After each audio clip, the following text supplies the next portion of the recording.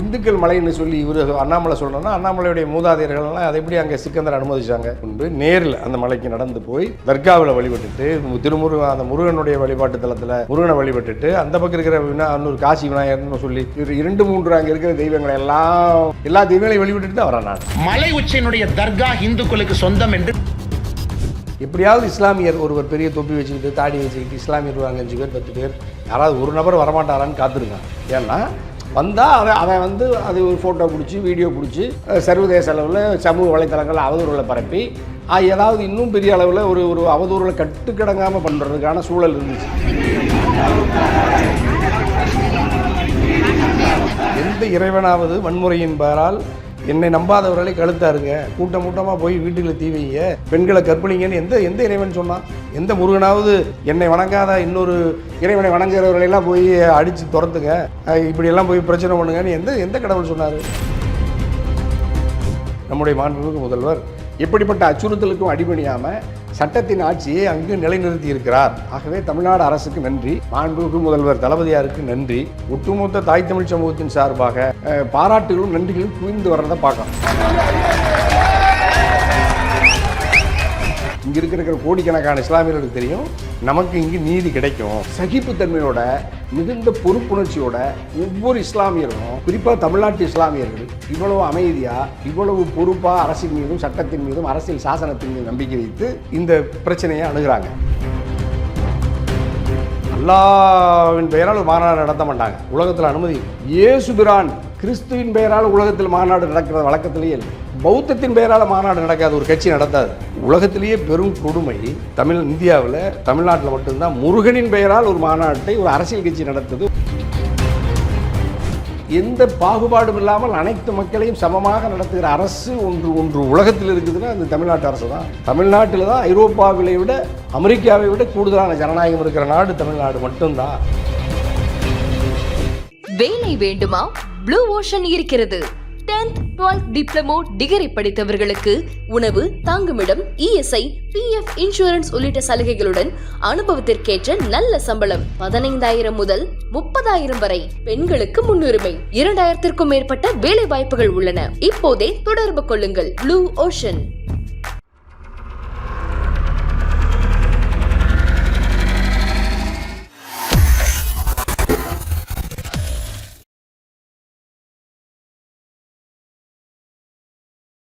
ஐத்தமிழ் நேயர்களுக்கு வணக்கம். இன்றைய நேர்காணலில் நம்மோடு இணைந்திருக்கிறார் தமிழ்நாடு கொங்கு இளைஞர் பேரவையினுடைய தலைவர் திரு தனியரசு அவர்கள். பல்வேறு அரசியல் நிகழ்வுகள் குறித்து நம்ம கேட்க வணக்கம்.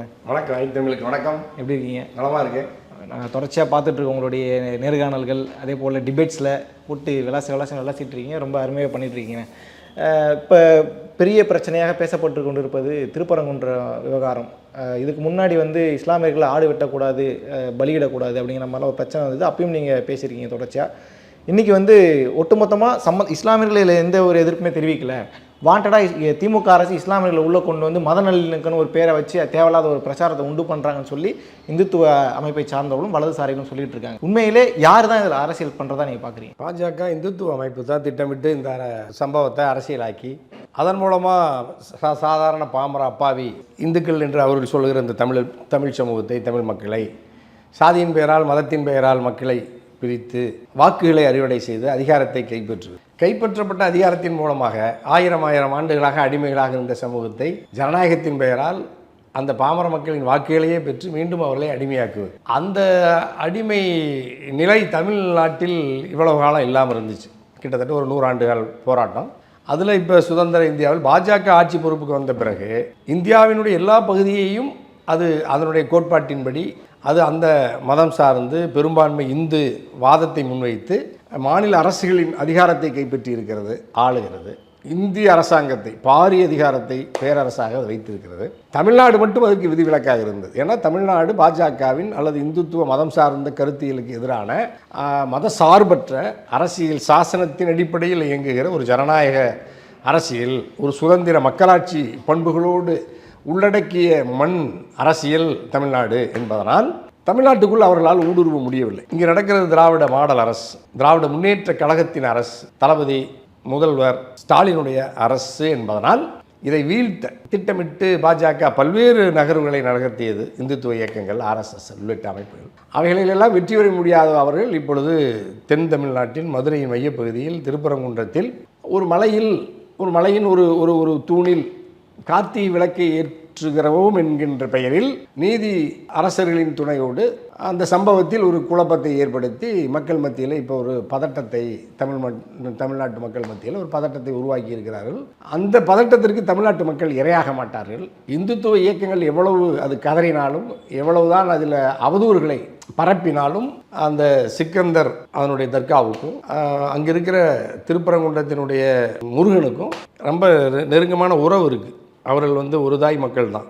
சிக்கந்தர் ஐயாவும் முருகன் ஐயாவும் அவங்கெல்லாம் ஒரு இந்த மண்ணின் பூர்வகுடி மக்கள் தான் அவங்க. ஆகவே அவர்களுக்குள்ள பிரிவினையை ஊட்ட முடியல. அது பல நூறு ஆண்டுகளாக அங்கே இருக்கிற வாழும் மக்களின் மனங்களுக்குள்ளும் பிரிவினையை உருவாக்க முடியலை. ஆனாலும் இப்பொழுது செயற்கையாக சிக்கந்தர் அல்லது முருகனுக்கு எதிரானவரை போல அந்த மலையை அவர்கள் உரிமை கொண்டாடுகிறார்கள், அந்த மலை முருகனுக்குரியது என்கின்ற வாதத்தை முன்வைத்து வடநாட்டு இந்துத்துவ இயக்கங்களின் சதிக்கு அங்கிருக்கிற சில தமிழ்நாட்டு மக்கள் அல்லது இங்கிருக்கிற அந்த மதுரையை சுற்றி இருக்கிற ஒரு சில இந்துத்துவவாதிகள் அப்பாவி பாமர மக்கள் மத்தியில் அவதூறுகளை பரப்புகிறார்கள். அரசின் மீது அவதூறுகளை பரப்புகிறார். நீதிமன்றத்தில் தொடர்ந்து வழக்குகளை தொடுத்து அதை ஒரு தேசிய செய்தியாக பார்க்குறாங்க. அந்த செய்தியை இப்போ நம்ம 2-3 நாளாக பார்த்தோம். அது இப்போ அது தேசிய அளவில் இன்னைக்கு உச்சநீதிமன்றம் வரைக்கும் போகிற பொழுது அது தேசிய அளவில் கவனத்தை ஈர்க்கப்படுகிறது. இப்போ பாராளுமன்றம் நீ பேசிட்டு இருக்கேன், டிபேட்டுக்கு வச்சிருக்கேன். அப்போ இதுதான் அவருடைய வெற்றி. அவர்கள் எதிர்பார்த்தது இப்பொழுது அங்கு அரங்கேறுகிறது. இல்லை, இப்போ எனக்கு அடிப்படையாக ஒரு கேள்வி இருக்குது. இப்போ இஸ்லாமியர்களுக்கு அங்கே கோழி இருக்கக்கூடாது, ஆடு இருக்கக்கூடாது நீங்கள் சொல்லும்பொழுது அவங்களுக்கு ஆதரவாக நீங்கள் பேசுனீங்க. ஏன்னா அந்த இடத்துல அவங்களுக்கு உரிமை இருக்குது, அவங்க அறுக்கணும் அப்படின்னு சொல்லி. இப்போ இந்துக்கள் ஒரு தீபத்தை ஏற்ற போகிறாங்க. இதில் அரசு கிட்ட மானியமும் கேட்கல, நிதியும் கேட்கல, எந்த ஒரு உதவியும் கேட்கல. இங்கே இருக்கிற ஏற்றுறதுக்கு பதிலாக தீபத்தூணில் ஏற்றணும், இவ்வளோதாங்க எங்கள் கோரிக்கைன்னு சொல்லக்கூடிய இடத்துல அவங்க மக்களுக்கு மத்தியில் குழப்பத்தை ஏற்படுத்துகிறாங்க, பிரிவினை ஏற்படுத்துகிறாங்கன்ற அளவுக்கு மக்களை இன்னைக்கு பிரச்சனையை உட்படுத்துறது அரசா, இல்லை திமுகவா, இல்லை இது இந்துத்துவா? இந்துத்துவ இயக்கங்கள் தான் திட்டமிட்டு பாஜக தீபத்தூணில் ஏற்றுறதுல என்ன பிரச்சனை வருது? இஸ்லாமியர்கள் எதுவும் சொல்லலையே. இதில் அவர்களுடைய எல்லைக்குள்ள காலங்காலமாக இது மாதிரியான இந்து பண்டிகைகளினுடைய நம்பிக்கைகளினுடைய அடையாளங்கள் இன்னொரு மத வழிபாட்டு தலத்தில் அருகில் அல்லது அந்த எல்லைகளுக்குள் அப்படி நடக்கிறது வழக்கம் இல்லை. இதுதான் நம்முடைய உலகம் மரபது இல்லை. இப்போ அண்ணாமலை என்ன சொல்கிறாருன்னா, தர்காவில் இருந்து சுமார் 50 மீட்டர் தள்ளி இருக்கும் தீபத்தூணில் தீபம் ஏற்ற வேண்டும் அப்படிங்கிறது தான் தற்போதைய வழக்கே. அந்த வழக்கில் தர்காவும் தீபத்தூணும் வேறு வேறு மலையில் இருக்கிறது. எனவே 2 வழக்குகளும் வெவ்வேறு. சட்டத்துறை அமைச்சர் சொன்னதே தப்பு அப்படிங்கிற அளவுக்கு அவர் பேசுகிறாரு. அது ஒரு பக்கம் இருக்குது, இது ஒரு பக்கம் இருக்குது. என்னங்க பிரச்சனை வரப்போகுதுன்னு கேட்குறாரு. அந்த மலை இந்துக்களுக்கு சொந்தமான மலைன்னு கிளைம் பண்ணுறாரு. இல்லை, மக்களுக்கு சொந்தமானது. அது அங்கே இஸ்லாமியர்கள் தர்கா அப்படின்னா இந்துக்கள் மலைன்னு சொன்னால் அப்போ எப்படி தர்கா? சிக்கந்தர் தர்கா, சிக்கந்தர் எப்படி அங்கே போய் அந்த நெல்லித்தோப்பு படிக்கட்டு இதை தாண்டி அங்கே இஸ்லாமியர்களுக்கு எந்த உரிமையும் இல்லைன்ற மாதிரி இல்லை. ஒரு மார்க்க அறிஞர் சிக்கந்தர் அங்கே எப்படி நீங்கள் அங்கே அந்த தர்கா அல்லது அங்கே அவருடைய அடக்கஸ்தலம் இந்துக்கள் மலைன்னு சொல்லி இவர் அண்ணாமலை சொல்கிறோன்னா, அண்ணாமலையுடைய மூதாதையர்கள்லாம் அதை எப்படி அங்கே சிக்கந்தர் அனுமதிச்சாங்க? இத்தனை ஆண்டு காலம் வழிபாட்டு நானே நேராக போய் இப்போ சுவாமிநாதன் ஐயா நீதியரசர் போன மாதிரி தனி அரசு ஒரு சில மாதங்களுக்கு முன்பு நேரில் அந்த மலைக்கு நடந்து போய் தர்காவில் வழிபட்டுட்டு அந்த முருகனுடைய வழிபாட்டு தலத்தில் முருகனை வழிபட்டுட்டு அந்த பக்கம் இருக்கிற இன்னொரு காசி விநாயகர்னு சொல்லி இவர் 2-3 அங்கே இருக்கிற தெய்வங்களை எல்லா மலைகளில் இருக்கிற எல்லா தெய்வங்களையும் வழிபட்டுட்டு தான் வரேன். நான் சிக்கந்தரையும் வழிபட்டேன், முருகனையும் வழிபட்டேன். அங்கே இருக்கிற எல்லா கோயில்களையும் மக்களையெல்லாம் பார்த்து பேசிட்டு தான் வரேன். காவல்துறை அதிகாரிகளோடு துணையோடு தான் நான் தர்காவுக்கு போய் பார்க்குறேன். அப்போ தர்கா நீண்ட காலமாக அந்த ஒரு பாரம்பரிய அங்கே வழக்கப்படி தர்கா வழிபாடு நடந்துக்கிட்டு இருக்குது. அது ஒரு குறிப்பிட்ட மதத்தை அல்லது இறைவனை நம்புகிற மக்கள் அந்த மார்க்கத்தில் இருக்கிற அந்த தர்கா அல்லது ஒருவருடைய அடக்கஸ்தலத்தை அவர் ஒரு புனிதமானவர் அல்லது ஒரு அந்த மார்க்கத்துக்காக தொண்டு செய்த ஒருவரை நினைவாக அந்த நிகழ்ச்சியெல்லாம் நடத்துகிறாங்க. அப்போ அந்த வழிபாட்டுக்குள்ளே போய் அந்த எல்லைக்குள்ளே இருக்கிற ஒரு தூணில் தான் நான் இந்து அல்லது இன்னொரு கடவுளினுடைய வடிவமாக இருக்கிற ஒரு தீபத்தை அல்லது ஒரு ஜோதியை விளக்கை ஏற்றுவேன்னு சொல்லி பிடிவாதமாக செய்கிறது தான் அரசியல். அப்போ மக்களை இஸ்லாமியர் இந்துக்கள் என்கின்ற ஒரு தாய் மக்களாக, அண்ணன் தம்பிகளாக, மாமன் மைத்துனர்களாக பழகுகிற இந்த தமிழ்நாட்டினுடைய பண்பாட்டை சீர்குலைப்பதற்காக திட்டமிட்டு ஒரு வடநாட்டு இந்துத்துவவாதிகளால், அண்ணாமலை போன்றவர்களே இப்படி மக்களை மதத்தின் பெயரால், சாதியின் பெயரால் பிரித்து ஒரு பதட்டத்தை உருவாக்கி அதன் மூலமாக வாக்குகளை அறுவடை செய்து அதிகாரத்துக்கு வருவதற்கு துடிக்கிறார்கள். ஆகவே இது பிழையானது, தவறானது. அண்ணாமலையின் கூற்று பிழையானது. அப்படி என்றால் அவர் அந்த தூணில்தான் ஆண்டுதோறும் விளக்கு ஏற்றப்பட்டிருக்கிறதால் ஏற்றப்பட்டிருக்கிறது என்றால் 100 ஆண்டுகளாக ஏற்றப்படலை. 100 ஆண்டுகளாக 1920 பிரிட்டிஷ் ஆட்சி காலத்திலேயே அங்கே இது மாதிரியான வழக்கு அங்கே இல்லை, அதோட நிறுத்தியிருக்காங்கல்ல. அப்போ 100 ஆண்டுகள் 120 ஆண்டுகள் வழக்கத்தில் இல்லாத ஒன்றை 2026 சட்டமன்ற பொதுத் தேர்தல் வருவதற்கு ஒரு சில மாதங்களுக்கு முன்பு ஒரு ஜனநாயக அரசியல் இங்கே நடக்கிறது, ஒரு மதசார்பற்ற அரசியல் இங்கே நடக்கிறது, ஒரு திராவிட மாடல் அரசு நடக்கிறது. அந்த அரசு பாஜகவின் இந்துத்துவ கொள்கைகளுக்கு நேர் எதிரான மனித நேயத்தை போதிக்கிற, பரப்புகிற, சாதியின் பெயரால் மக்களின் பெயரால் மதத்தை பிரிக்காமல் சமூக நீதி சமத்துவம் என்கின்ற பெயரால் இங்கு கிறிஸ்தவர், இஸ்லாமியர், இந்து அல்லது எந்த பாகுபாடும் இல்லாமல் அனைத்து மக்களையும் சமமாக நடத்துகிற அரசு ஒன்று உலகத்தில் இருக்குதுன்னா அது தமிழ்நாட்டு அரசு தான். தமிழ்நாட்டில் தான் ஐரோப்பாவிலை விட, அமெரிக்காவை விட கூடுதலான ஜனநாயகம் இருக்கிற நாடு தமிழ்நாடு மட்டும்தான். இங்கே தான் யார் பீகார்காரர் வந்து வாழலாம், பாகிஸ்தான்காரர் வந்து வாழலாம், நேபாளக்காரர் வாழலாம், ஐரோப்பா, அமெரிக்கா, இலங்கை எந்த நாட்டுக்காரர் வேண்டுமானாலும் பாதுகாப்போடு வாழுகிற ஒரே நாடு தமிழ்நாடு. அப்படிப்பட்ட நிலையை மாற்றுவதற்கு பாஜக எத்தனிக்கிறது. அதுதான் இந்த திருப்பரங்குன்றம் மலையை இஸ்லாமிய மக்களினுடைய வழிபாட்டு தலங்களுக்குள் ஊடுருவி போய் அத்துமீறி அந்த தூணில் தான் தீப ஒளியை ஏற்றுவேன் என்று எந்த முருகன் உங்களை கேட்டார்? இல்லை, இப்போ இந்த பாபர் மசீத் பிரச்சனைனா உதாரணத்தை காட்டுறதுல அவர் உதாரணமாக காட்டினா கூட அந்த டைமில் இஸ்லாமியர்கள் எதிர்ப்பு தெரிவித்தாங்க, இவங்க எதிர்ப்பு தெரிவித்தாங்க, மாறி மாறி பல பிரச்சனைகள் நடந்தது, பல கலவரங்கள் நடந்தது. இந்த விவகாரத்தில் ஒருத்தர் கூட வாயை திறக்கல. எங்களுக்கு என்னங்க பிரச்சனை, அவங்க விஷயத்தை அவங்க பார்க்குறாங்கன்னு தானே கடந்து போகிறாங்க.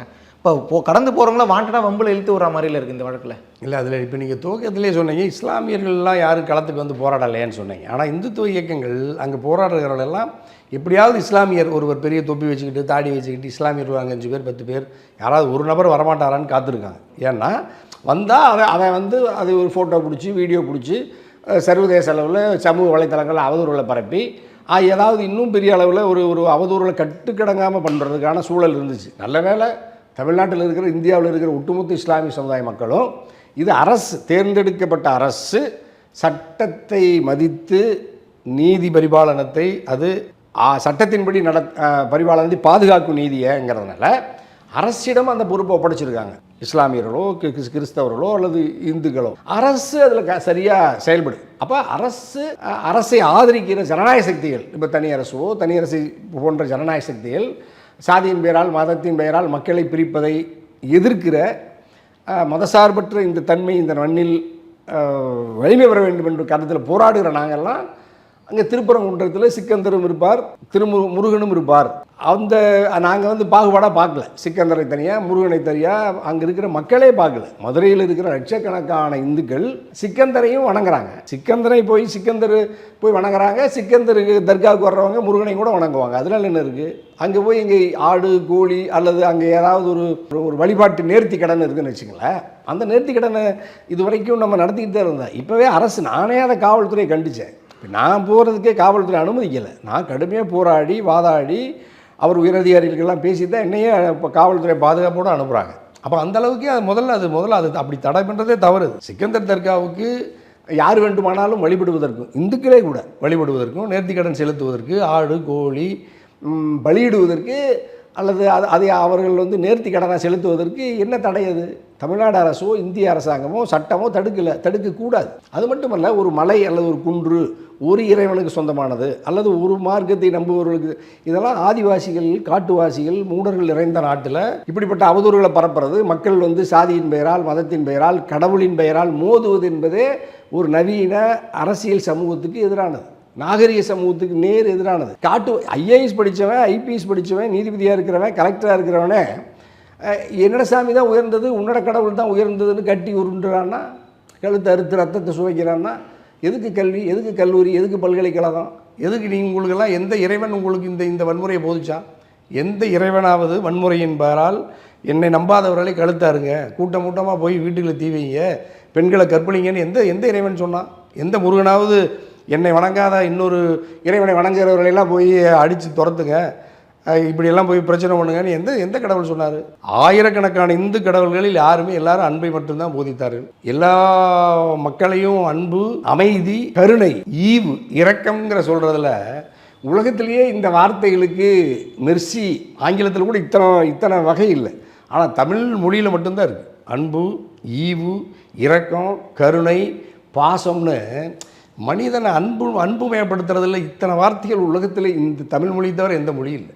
இவ்வளவையும் எல்லா இறைவனும் சொல்கிறார். நபிகள் சொல்கிறார், அல்லாஹ் சொல்கிறார், இயேசு சொல்கிறார், வேளாங்கண்ணி மாதா சொல்கிறா, முருகன் சொல்கிறார், விநாயகன் சொல்கிறார், சிவன் சொல்கிறான், பார்வதி சொல்கிறார், ராமன் சொல்கிறான். ஆனால் இங்கே இருக்கிற இந்த மதவாதிகள் இறைவனின் பெயரால் மாநாடு நடத்துறதே உலகத்தில் எங்கேயும் இல்லை. அல்லாவின் பெயரால் ஒரு மாநாடு உலகத்தில் யாரும் நடத்தவே மாட்டாங்க. அல்லாவின் பெயரால் ஒரு கட்சி நடத்தி அல்லாவின் பெயரால் ஒரு மாநாடு நடத்த மாட்டாங்க. உலகத்தில் அனுமதி இல்லை. இயேசு பிரான் கிறிஸ்துவின் பெயரால் உலகத்தில் மாநாடு நடக்கிற வழக்கத்திலேயே இல்லை. பௌத்தத்தின் பெயரால் மாநாடு நடக்காது, ஒரு கட்சி நடத்தாது.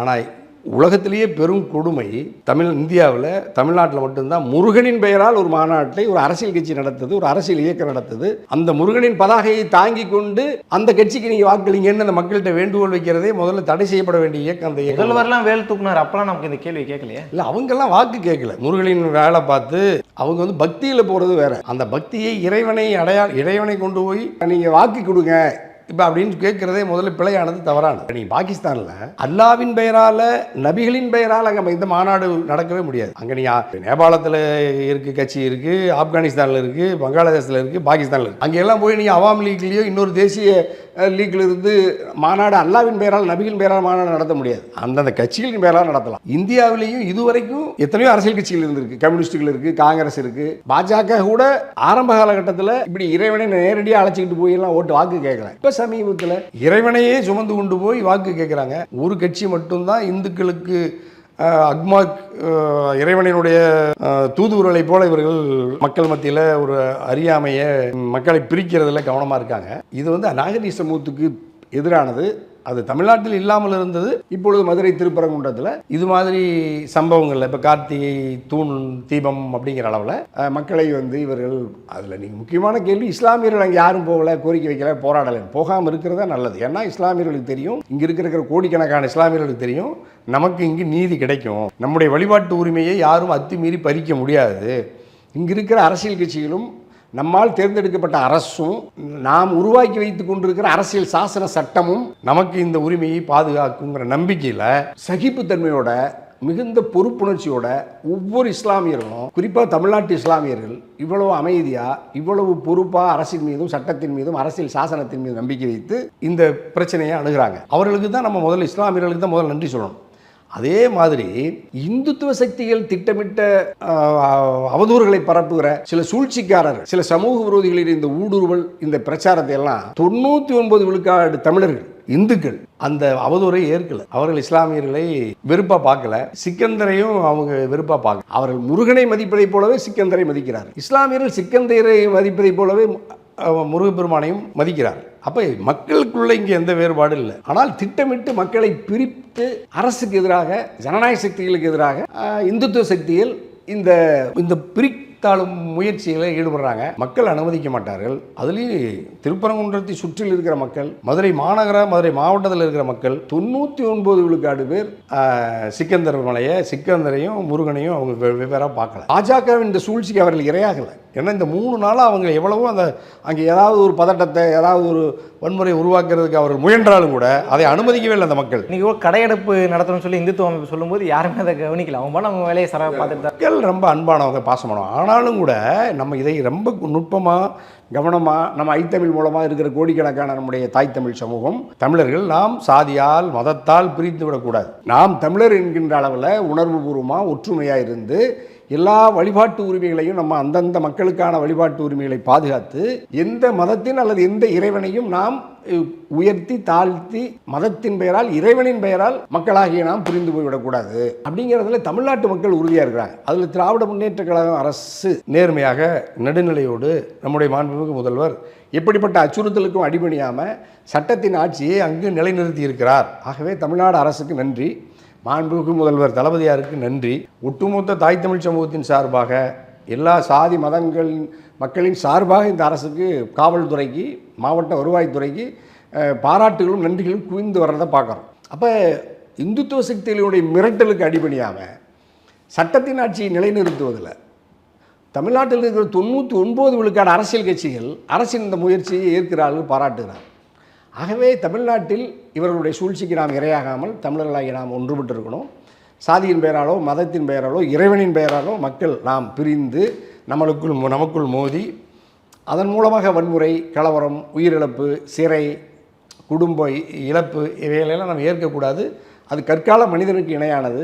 தமிழ்நாட்டில் தான் கல்வி, கல்லூரி, பல்கலைக்கழகங்கள் ஏராளமாக வலிமை பெற்றிருக்கிற சூழலில் அறிவு கருத்து கொண்டு இவைகள்கிட்ட நாம் அணுக வேண்டும்.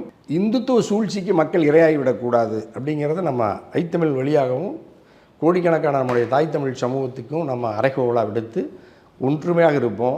ஒரு தாய் மக்களாக.